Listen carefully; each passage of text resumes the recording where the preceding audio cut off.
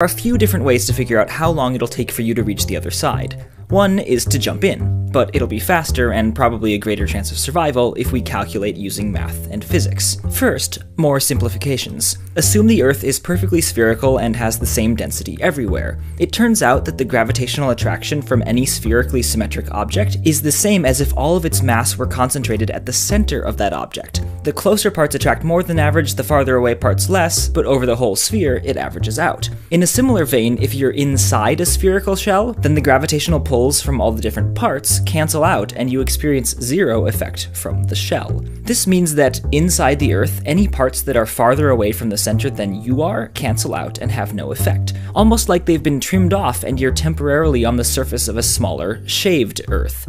Since we assumed the same density everywhere, the shaved Earth's mass is simply proportional to its volume, which is proportional to its radius cubed. And because it's a sphere, we get to pretend all that mass is actually concentrated at a single point in the middle. So how much does the shaved Earth point pull on you? Well, the gravitational attraction between two objects is proportional to their masses, but inversely proportional to the distance between them, squared. So we have to divide the mass of the shaved Earth by the square of the distance you are from the center, which is just the radius of the shaved Earth. R cubed divided by r squared is r. So the force on you is simply F equals some constant stuff times r, your distance from the center. Essentially, as you fall, the mass beneath you decreases, while the average gravitational pull on you from any bit of that mass increases, but the mass decreases more than the average pull of gravity increases. So as you approach the Earth's center, you go faster and faster, but the force pulling you towards the middle gets smaller and smaller.